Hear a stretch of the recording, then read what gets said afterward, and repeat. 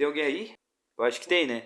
Oi pessoal, meu nome é Gabriel, eu sou estudante de Letras Português, estudo na Unisc e hoje nesse vídeo eu vim falar sobre o livro Tudo é Rio. Esse livro é um livro brasileiro escrito pela autora Carla Madeira que narra a belíssima e trágica história de romance entre Dalva e Venâncio.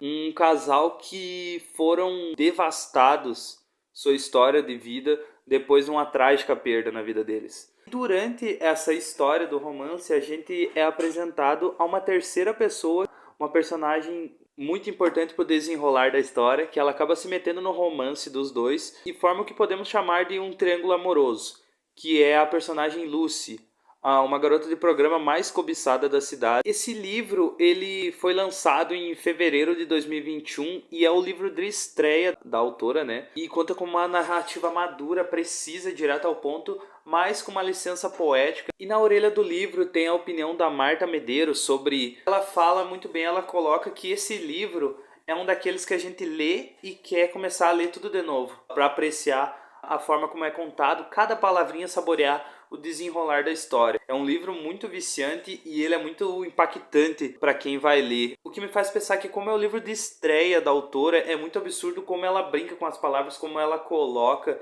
em uma hora. A história tá bem intensa, mas ela consegue confortar o leitor. Ela vai brincando com esse jogo de palavras e palavras ásperas e baixo calão. Tem bastante baixo calão no livro. Mexe com o sentimento da gente, deixando a gente muitas vezes com raiva do que vai acontecer ali, sabe? Do que tá acontecendo na história. Você fica pensando o que vai acontecer agora, já aconteceu isso, vai acontecer mais o quê? É um livro que, assim, ó, eu nunca tinha experienciado um livro de tamanho sentimentos quando eu comecei a ler. Esse livro contém spoilers, não tem como eu não falar da história do livro. E a história é assim, conta, como eu falei, o romance da Dalva e do Venâncio, né? Eles mudam completamente a sua vida depois de uma trágica perda. O Venâncio tem ciúmes possessivo da Dalva durante todo o desenrolar do livro, porque eles começaram a namorar muito cedo. Ele não conseguia ver a Dalva com outro homem conversando com um amigo da família, enfim. O ciúme dele por ela era o extremo. Conta a história deles, como eles se conheceram no meio do livro, né? Mais pra frente do livro, não é no começo. Eles se amam intensamente, eles gostam muito um do outro. Tem essas nuances das brigas deles que acontecem, né? Quando ela cresce, a família da Dalva vai morar em outro lugar e ela fica e os dois moram juntos. Essa brincadeira de relacionamento, eles acabam tendo um filho, né? É aí que é a parte trágica que eu coloco, porque ele nem chega a nascer e acontece uma coisa, que esse é o spoiler que eu vou falar. Por o Venâncio ter um ciúmes tão possessivo da Dalva, que na cabeça dele a Dalva era só minha, o corpo dela é só meu, só eu posso ter esse acesso. Quando o filho deles nasce, no dia que ele nasce, a Dalva pega o filho no colo, né, a mãe, e vai amamentar ele. O Venâncio vê o filho nessa situação, que ela vai amamentar o filho. O absurdo acontece no livro, o Venâncio perde a cabeça, pega o filho e taca contra a parede. Algo que acontece no livro que é bem forte, é bem marcante. Conversei com meus colegas que leram esse livro, é uma coisa que pega bastante, porque ninguém está esperando isso acontecer. Daí desenrola a história em forma disso. A Lucy, sua história é contada no início do livro, o que é bem interessante, porque já que a história é desenvolvida entre Venâncio e Dalva, ela não começa o livro falando sobre os dois, mas sim sobre a Lucy, que vai entrar depois na história. Chega de spoilers. A questão que fica é, por que essa história foi contada? Na minha visão, essa história é contada em forma de ficção, mas para relatar a realidade. Os acontecimentos que são absurdos dentro do livro, infelizmente acontecem dia após dia na realidade, né? Mas por que eu digo que isso acontece? O ciúmes possessivo do Venâncio pela Dalva, isso é um relato que acontece na realidade. Se você ligar nesses canais de transmissão que tem notícias 24 horas, por exemplo na Record, na Bandeirantes, por todo o programa relatos de feminicídio, de que um parceiro matou a sua parceira por conta do ciúmes possessivo, que o relacionamento deles acabou e um deles não consegue aceitar e acaba fazendo absurdos como esse, que é citado no livro. Relata muito do que acontece em muitos locais do Brasil. O livro é só mais uma forma da gente abordar esses assuntos que muitas vezes a gente não presta atenção, não dá bola, mas que estão sempre aí. A realidade muito triste de certos lugares em vários cantos do Brasil. Uma parte do livro que eu me interessei e trouxe aqui para ler, eu anotei aqui e vou ler para vocês. Não foi fácil começar. Foi muito grave o que aconteceu ontem.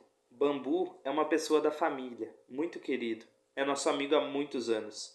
E eu não gostei de ver ele ser machucado dentro da minha casa. Alguns machucados a gente cuida, lava, desinfeta. Se for preciso, costura.